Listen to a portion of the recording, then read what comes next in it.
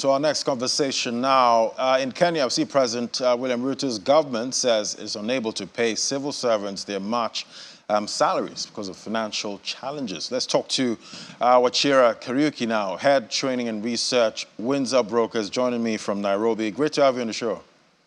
Thank you, sir. Well, most grateful to be here. Thank you for having me. Yeah, so quite a breaking news there. So the Ruto government admitting not able to pay March salaries. How worried are Kenyans about this, and did it come as a surprise? Yes, it did come as a surprise that the government, for the first time in history, has not been able to pay salaries on time. They are going to pay, they're just delayed. But he explained it categorically what the problem was. For the first time, we had our dollar going to an exchange rate of 145. So it required a lot more money to pay for the oil that we require into the country. We import a total value of $500 million per month worth of oil, which is 62 billion. And so this was a very large amount to get out of the system. And so he apologized for it, but he said he's taken measures, remedial measures to protect that and prevent that from happening again. And so it was a high price to pay, but a necessary one for the moment.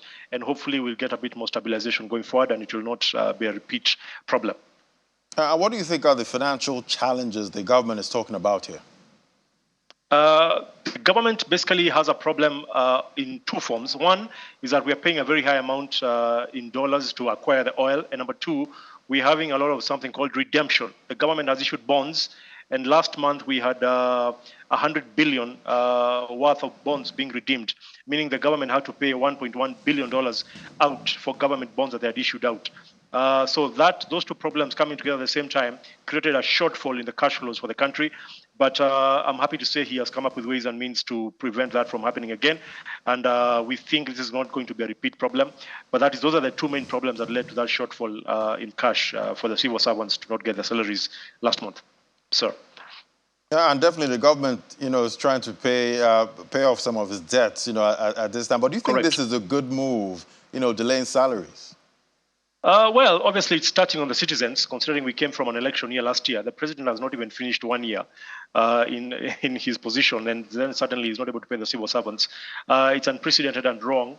But like he says, Kenyans have given him the breathing space to be able to restructure the economy, do a few things here and there, protect ourselves.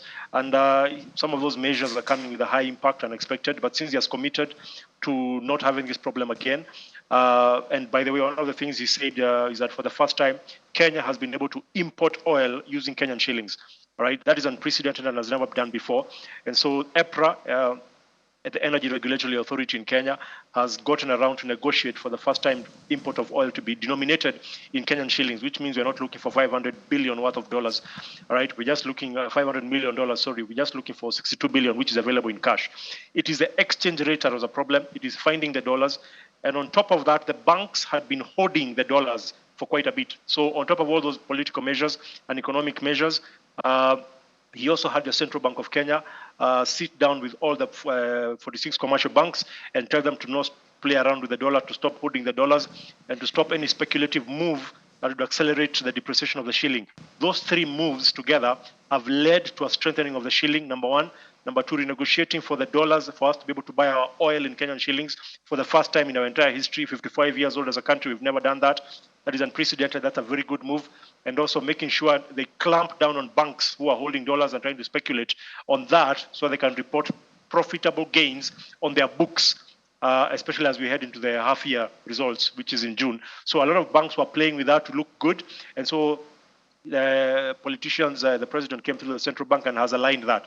Therefore, we have streamlined our systems and we've seen a drop in the exchange rate from 145 shillings to the dollar to 130 in less than 2 weeks. That is also a very large drop in 2 weeks, which means the measures the president has enacted vis-a-vis through the central bank and also through his political allies and even through renegotiation of the import of crude oil is working well to augur, to protect the shilling and also make sure that we have enough money going forward to pay the civil servants and of course do other economic aspects, micro and macro, to support the economy and ensure we never go into that problem again and also we do better going forward. That's what we are excited and happy as Kenyans, that it was not just a lack of money, it was a restructuring of the financial programs for Kenya, both in the industrialization aspect, import-export, and also in the banking sector, something which had never been done before. Banks continue to play around with this dollar issue, but finally we seem to have found a stable ground. And so central bank issued a very strong economic report and a new mandate on how to interact among themselves and how to put clear control measures on the dollar. So I think going forward is going to be a fantastic thing, and we expect that thing to drop down to maybe 125 in the coming weeks. All right, we'll be watching out for that for sure. But looking at the debt level now, do you think the government will be able to manage, existing debt without taking on more debt? Not really. I honestly think, well, the president has come out clearly and said he does not want to pay recurrent expenditure using debt, which is a brilliant idea. That might mean compromising on infrastructure. That might mean compromising on progress and creating stability in the country for the first 2 years. If he chooses not to have any major projects ongoing which require a lot of money required for that and just stabilize that money, then he can do that, right? He has taken fantastic measures here and there. He's controlling some aspects which are very dollar denominated and foreign currency related. If he does that, because for as long as currencies are fluctuating and the value of how much you owe keeps on changing month to month, then it's a problem. Yes, he's restructuring the debt very well, and he's restructuring the debt. There's debt like bonds, and there's debt in terms of recurrent expenditure for the things that you require, right? Oil is one of them. We perpetually rely on oil from foreign companies. We have a lot of import regarding agricultural products. If we can start paying for some of those things in shillings as opposed to dollars, then he has clamped down on the banks to make sure that they make the dollars available and they're not speculating on it, as I said before. Then we can, and he's not also very aggressive on the infrastructure, which the former president did. He doesn't need to once again go back and go down that path. If he can give himself 2 years, which he has said clearly he's going to give the breathing space to the bonds. And we are not necessarily going to borrow as heavily, number one. And number two, we're not going to borrow in dollars. We don't plan to float another sovereign bond, which was in dollar denominated. We're going to be fine, all things considered. Okay. Sir.